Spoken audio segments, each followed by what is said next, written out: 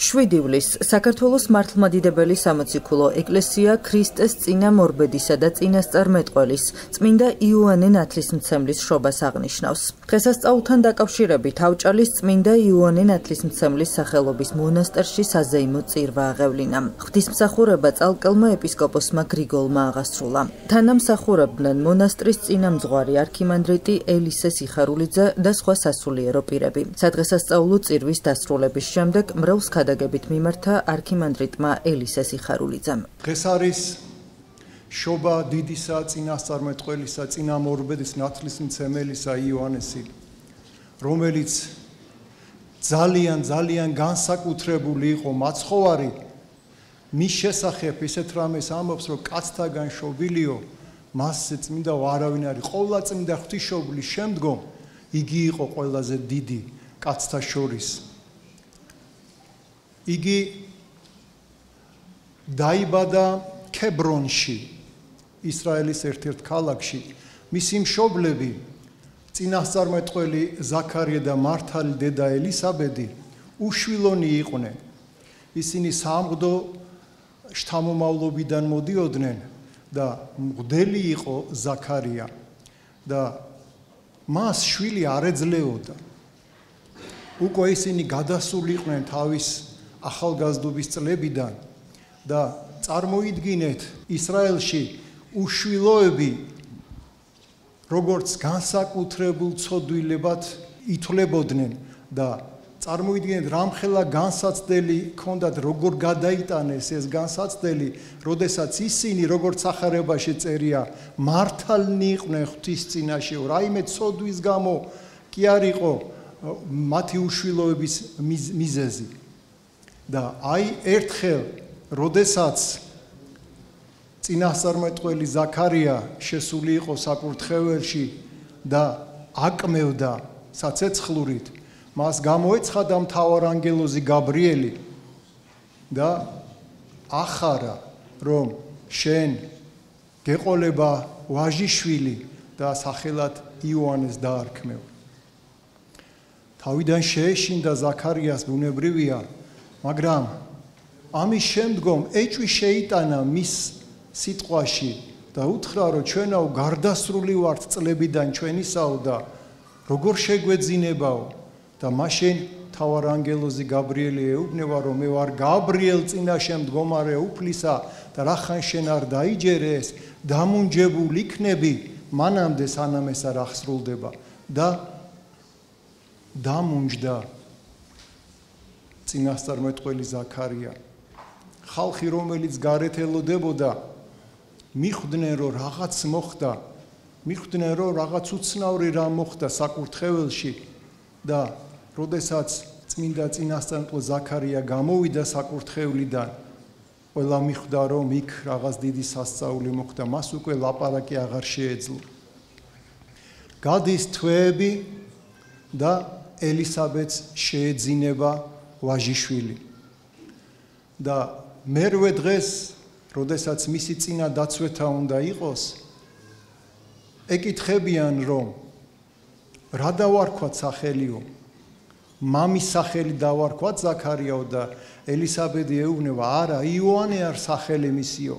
ეს ცოტა უცნაური წესი იყო, რადგანაც წინაპრების სახელს არქმევდა იოანე კიდე მის საგვარეულოში არავინ არ იყო და შემდგომ ამისა მამამის მიუტანეს, რომ დაეწერა სახელი ღრმისა და მან დაწერა იოანე არ სახელი მისი და მართლაც ამის შემდგომ ის ამოიღებს ენას და დაიწყებს ქადაგებას და მისი ქადაგება ერთგვარი წინასწარმეტყველება იყო მასზე.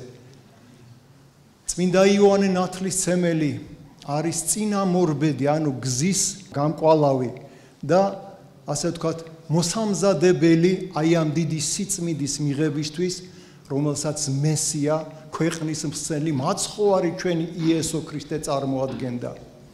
და მისი მთავარი მესიჯი, მთავარი ქადაგების შინაარსი იყო შეინანეთ, რამე თუ მოახლოებულ არ სასუფეველი ცათა. აი ეს სინანული არის პირველი და უმთავრესი, რაც ყველა ქრისტიანს უნდა გაგვაჩნდეს. სინანული არის ის, რომლის გარეშედაც ვერც ერთი ადამიანი 1000 სხეულის კარებს ვერ შეაღებს და სწორედ იოანე ნათლისმცემელი იყო, ვინც აი ეს პირველად სინანულის ქადაგება მოსთხოვა ხალხს. მოხდა ისე, რომ იოანე ნათლისმცემელი ღრმობიდან უდაბნოში გაიზარდა, მას ანგელოზი ზრდიდა და როდესაც 30 წლის გახდა, იგი გამოვიდა ხალხში და როგორც გითხარით, დაიწყო სინანულის ქადაგება და მისი ქადაგება სინანულის შესახებ იმდენად მომნუსხველი იყო ხალხისა, რომ ძალიან ბევრი ხალხი მიჰყვებოდა. ის, ასე ვთქვათ, აკლემის ტყავით შემოსილი, უდაბნოში გაზრდილი, წარმოიდგინეთ, აი გარეგნულად იყო როგორც დიდი ასკეტი და წარმოიდგინეთ ის, როდესაც ქადაგებდა, მის თვალებში ყველა დიდ მადლს ხედავდა და მისი შეხედვაც კი ადამიანებში იწვევდა დიდ სინანულს და ეს სინანული მარტო ის კი არ არის, რომ ცრემლები მოზდის და ღმერთს პატიებას თხოვენ და არა, ამ სინანულს თან მოყვება ენით გამოუთქმელი შინაგანი სულიერი სიხარული და ჭეშმარიტი სინანული აუცილებლად სიხარულთან ერთად ხდება ხოლმე. და აი იოანე ნათლისმცემელი ნათლავდა იორდანეში. ხალხი აღვარებდა მას ცოდვებს და ის თავზე ხელს შეახებდა და ეუბნებოდა, მე შენ გნათლავ მომავალი მესიის სახელით. ის იყო პირში მთქმელი, ის ამხელდა ფარისევლებს, სადუკევლებს, ნაშობნო იქედნეთანო, აი ესე უწოდებდა მათ აი ამ ფარისევლობას და ბუნებრივია, რომ მან ვერ მოითმინა ისიც, რომ იროდი მეფემ თავის ძმის ცოლი მოიყვანა ცოლად და ბუნებრივია, რომ მასაც ამხელდა და მოხდა ისე, რომ იროდი მიგი შეიპყრო და მაკედრონის ციხეში ჩასვა. და როდესაც იროდის დაბადების დღე იყო, აი ამ რუში დედაკაცის შვილი სალომეა როკვიდა, ცეკვავდა და ისე თნდა, ისე მოეწონა იროდის, მთვრალ იროდის მისი ცეკვა, რომ პირობა მისცა, რომ რაც არ უნდა მთხოვო, ყველაფერ შეგისრულებო და დედამისისაგან წინასწარ შეპირებული იყო, თუ ამას გეტყვისო, მოითხოვე თავი იოანე ნათლისმცემელისაო და რომ მოითხოვა, მაშინ გააგზავნა მეხლმე და თავი მოჰკვეთეს იოანე ნათლისმცემელს. იოანე ნათლისმცემელმა კარგად იცოდა მისი აღსასრული, იგი ლოცულობდა თავდახრილი და მეხლმე რო შევიდა მასთან, არც კი განძრეულა და მისი მოკვეთილი თავი რო ამოუტანეს, მოკვეთილმა თავმა კიდევ ერთხელ ამხილა მათი აი ეს დიდი ცოდვა. იოანე ნათლისმცემელი არის, თუ შეიძლება ითქვას, დამასრულებელი ძველი აღთქმის და ახალი აღთქმის საფუძვლის დამდებელი და იგი, როგორც გითხარით, სინანულის ქადაგებელი, ასე რომ ჩვენს ჩემოკეთილებო აუცილებლად სინანული უნდა გქონდეს პირველ რიგში და როგორც გითხარით, სინანულის გარეშე ვერც ერთი ადამიანი 1000 სხეულის კარებს ვერ შეაღებს და ის ადამიანი, რომელსაც უნდა სინანული გქონდეს და ვერ აქვს, ითხოვოს იოანე ნათლისმცემლისაგან, რომ შუამდგომელობა გაგიწიოთ უფალთან და უფრო კარგად დაინახავთ თქვენ ცოდვებს, ისეთ ცოდვებს, რომელსაც დღესდღეობით შეიძლება თქვენ ყურადღებას ვერც აქცევთ და არა მარტო დაგანახებთ, არამედ შეგაგზნებინებს ამ ცოდვების თელ საშინელებას. ღმერთმა მოგცეს ყველას განცდა ითვისთა ცოდვათა და არა განკითხვა ძმისა ჩვენისა.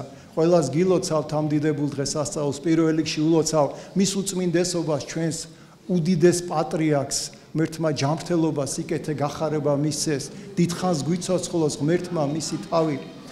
მე ასევე ულოცავ ყოვლადუსამდელო ეს გრიგოლს, რომელიც ყოველთვის დღესასწაულზე არ გვტოვებს და ჩვენთან მობრძანდება და მასთან ერთად ვზეიმობთ აი ამ დიდ დღესასწაულებს.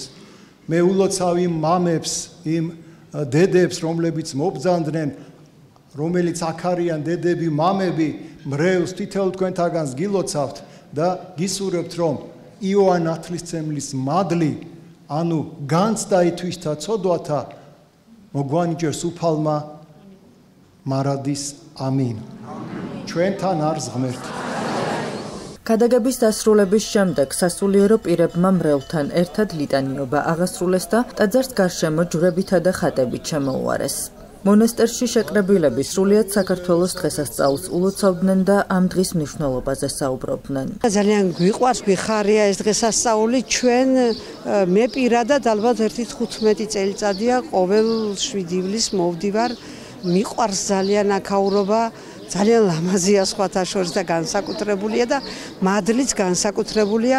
ყველას ულოცავ აი ამ ძალიან კარგ დღესასწაულს ნამდვილად და იოან ნათლისმცემლის მადლით, ლოცვით ეწეოდეს საქართველოს, ჩვენს ოჯახებს, ჩვენს მრევლს, ყველას დაგლოცავთ და გილოცავთ დღევანდელ დღეს. მოგილოცავთ სრულიად საქართველოს დღესასწაულს.